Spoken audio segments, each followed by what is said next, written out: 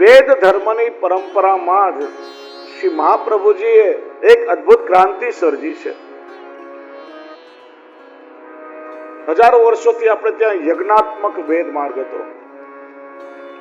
જો અગ્નિ છે ને એ માધ્યમ છે, વાહક છે.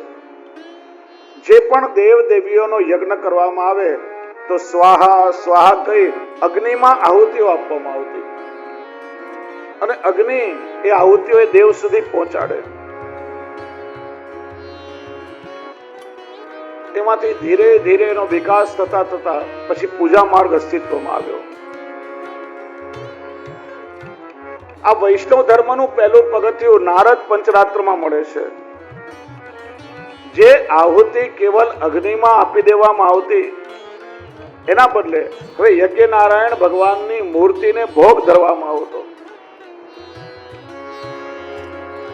અને પછી માનસિક રૂપે દેવોનું આવાહન, પાદ, અર્ઘ્ય, આસન, સ્નાન, વસ્ત્ર, ગંધ, પુષ્પ, ધૂપ, દીપ, નૈવેદ્ય, આચમન, ઉદ્વર્તન, તાંબુલ, દક્ષિણા, આરતી, પુષ્પાંજલિ, આ ષોડશોપચાર પૂજન થાય. પછી ગચ્છ ગચ્છ સુરશેષ કહીને દેવનું વિસર્જન થઈ જાય. જો આ જ ભેદ મર્યાદા માર્ગ અને પુષ્ટિ માર્ગનો છે. ત્યાં મૂર્તિ શબ્દ છે, આપણે ત્યાં સ્વરૂપ કહેવાય છે. આવાહન થાય અને પૂજા થયા પછી વિસર્જન થઈ જાય. ક્રિયા સંપન્ન થાય એ દેવને પાછી પધારવાની વિનંતી પણ થઈ જાય.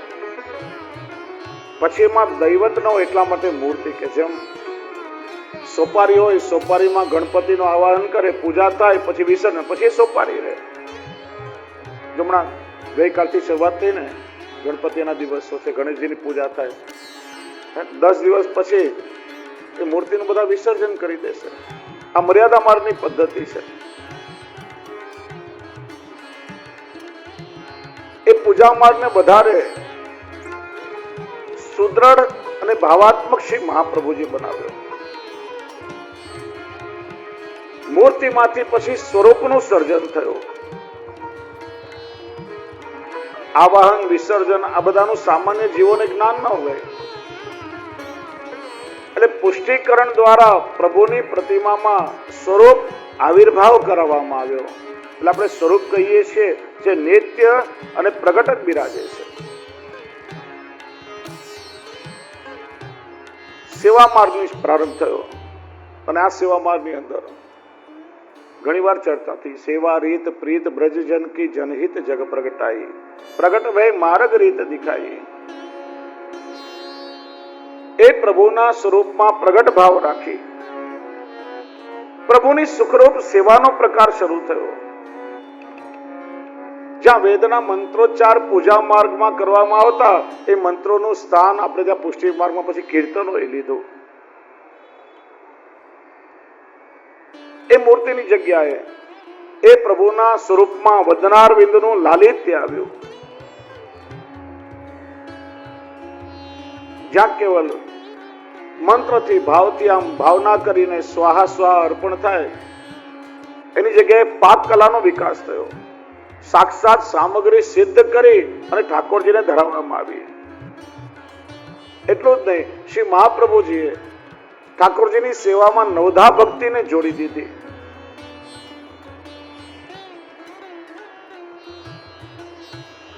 દરેક સ્તરના લોકો માટે શ્રી મહાપ્રભુજી આ સેવા માર્ગ સુગમ બનાવ્યો. જો પેલા યજ્ઞ યાગ થતા ને, તો યજ્ઞ કરવા માટે પણ મોટા મોટા આયોજન કરવા પડતા, લાખોનો ખર્ચો થતો.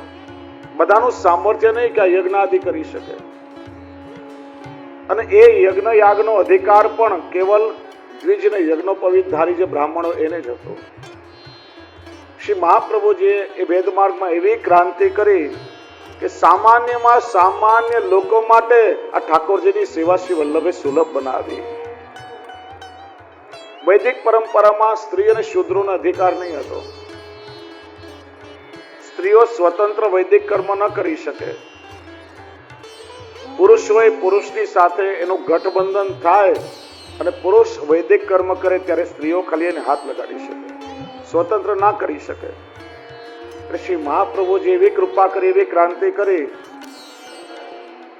કે જેને વૈદિક પરંપરાએ અધિકાર નથી આપ્યો. કોઈ પણ નાત જાતના ભેદ વગર કોઈ પણ જીવ, અધમમાં અધમ જીવ પણ એ ઠાકોરજીના શરણમાં આવીને ઠાકોરજીની સેવાનો અધિકારી બની શક્યો. પ્રભુની ભક્તિનો અધિકાર બધાને છે. આજે આધુનિક સમયમાં આપણે લોકો સ્ત્રીને શૂદ્રના ઉદ્ધારની વાત કરીએ છીએ. એ દ્રષ્ટિબિંદુ 5 સદીઓ પહેલા શ્રી મહાપ્રભુજી આપણને આપ્યું છે. અને એવી કૃપા કરી કે આપણી રોજિંદી દૈનિક જીવન પદ્ધતિમાં ઠાકોરજીની સેવા સાથે આપણને શ્રી વલ્લભે જોડી દીધા. જેમ સવારે ઉઠીને આપણે દાંતણ કરીએ, શૌચ જઈએ, સ્નાન કરીએ, ભોજન આદિ કરીએ, આપણી જેમ દૈનિક જીવન પદ્ધતિ છે, એમ ઠાકોરજીની સેવા પણ આપણા દૈનિક જીવનનું એક અભિન્ન અંગ છે. સંપૂર્ણ વૈદિક પરંપરાને શ્રી મહાપ્રભુજીએ વૈજ્ઞાનિક અને વિકાસશીલ બનાવી. પ્રભુની સાથે શ્રી મહાપ્રભુજીએ આપણો સીધો સંબંધ જોડ્યો. અને એટલા માટે ગોપાલદાસજી કહે છે કે ગાય શ્રુતિ ગુણ રૂપ અહર્નિશ ધરી ધ્યાન વિચાર. અરે વેદો પણ જેના ગુણ ગાય છે, વેદો પણ જેનું ધ્યાન ધરે છે, એ આનંદ ઘન શ્રી વલ્લભનું સ્વરૂપ કેવું છે?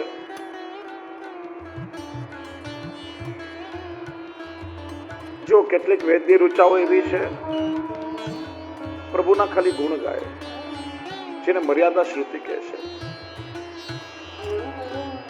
કેટલીક વેદની રૂચાઓ એવી છે કે જે પ્રભુના સ્વરૂપનું વર્ણન કરે, પુષ્ટિ શ્રુતિ છે.